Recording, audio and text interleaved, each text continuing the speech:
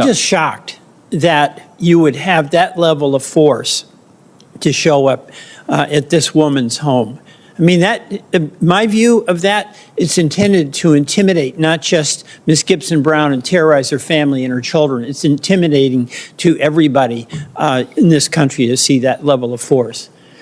How about you, Mr. Vanel? Thank you so much, by the way. The deep state, I just laughed when I heard that. Why is ICE showing up to American homes dressed like a military invasion?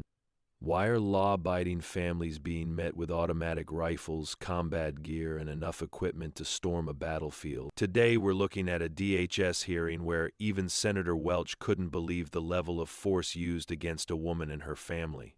And after reviewing the testimony, I will tell you this right now as a patriotic American.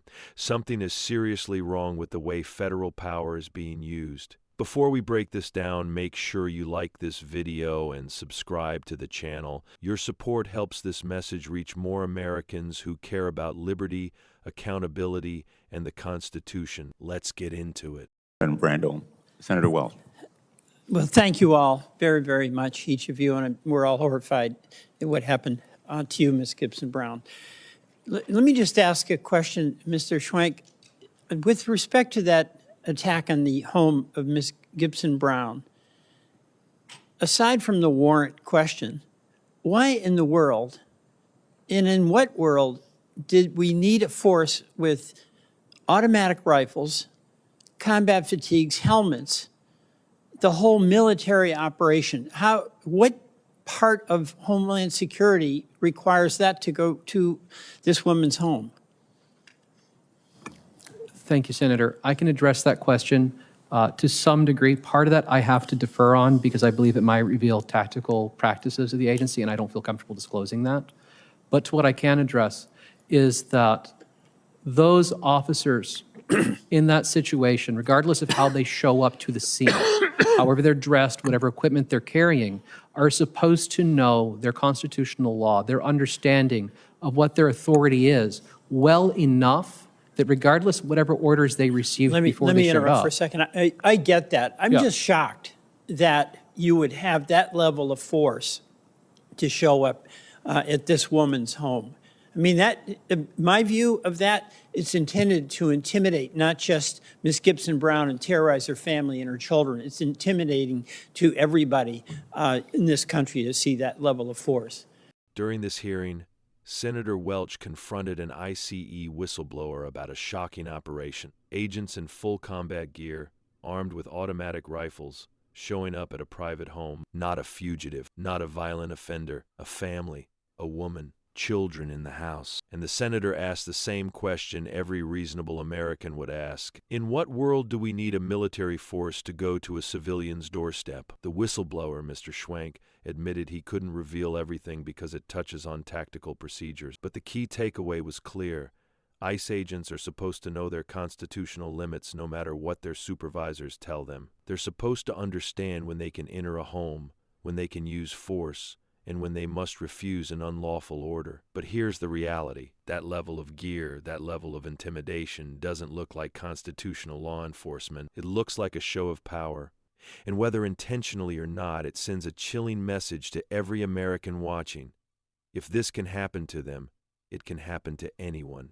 How about you, Mr. Vanel? Thank you so much, by the way. The deep state, I just laughed when I heard that. Because, you know, my sense of what you do and your colleagues and people who've been career prosecutors suggests a commitment to the Constitution, a commitment to professionalism, a commitment to duty. If that's the deep state, that's a pretty good state to be in. I want to express my gratitude for the work you are doing and your colleagues. But what about this question of having a decision made by a superior to deploy people in combat gear, automatic rifles, to go out to a citizen's home? I mean, leave the warrant part of it alone. With or without a warrant, I'm shocked that that is what you had to arrive home to.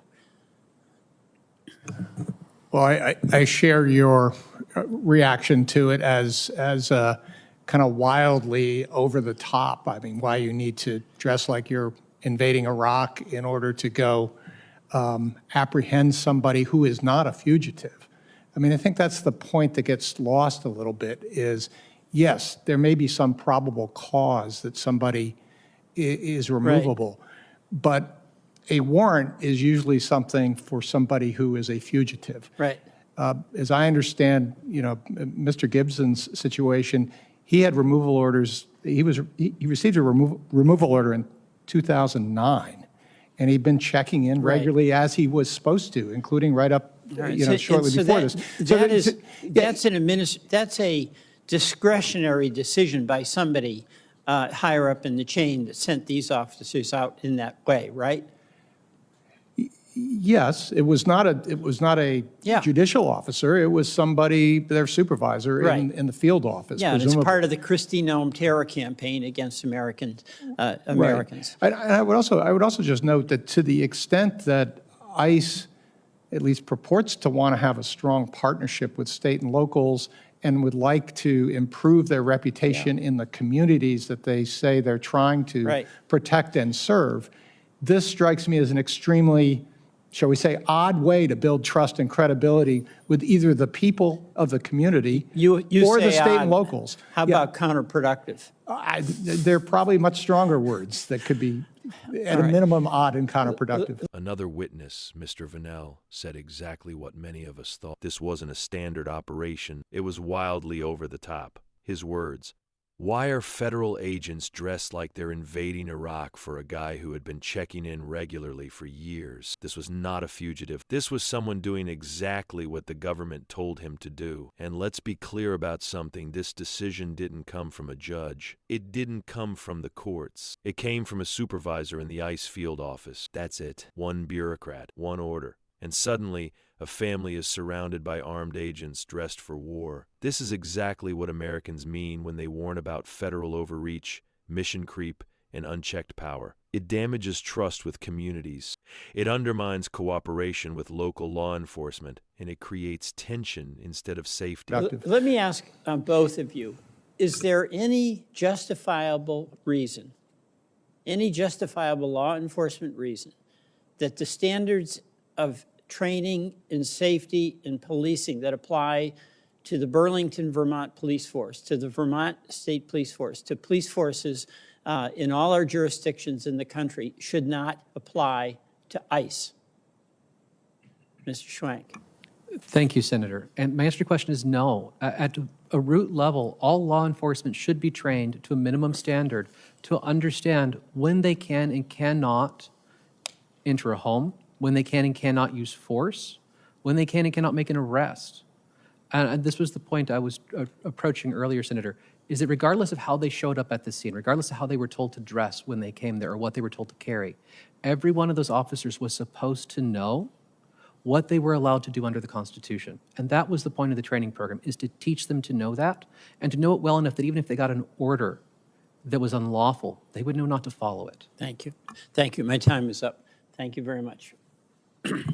Senator Welch ended by asking whether ICE should be exempt from the same standards every police force in America has to follow. The whistleblower's answer was simple: absolutely not. Every law enforcement officer in this country should be held to the Constitution, no exceptions. And as a right-wing patriot, I'll say this plainly: if federal agencies want authority, they must also accept accountability. Power without limits is tyranny, and America was built to resist that. If you believe federal power should never outrank the Constitution, make sure you hit that like button, subscribe so you don't miss future breakdowns of real U.S. political events and official testimony, and drop a comment below. Do you think ICE and DHS have gone too far with militarized operations? Your engagement helps this channel grow, and it pushes these conversations into the mainstream where they belong. Stay informed, stay aware, and stay free.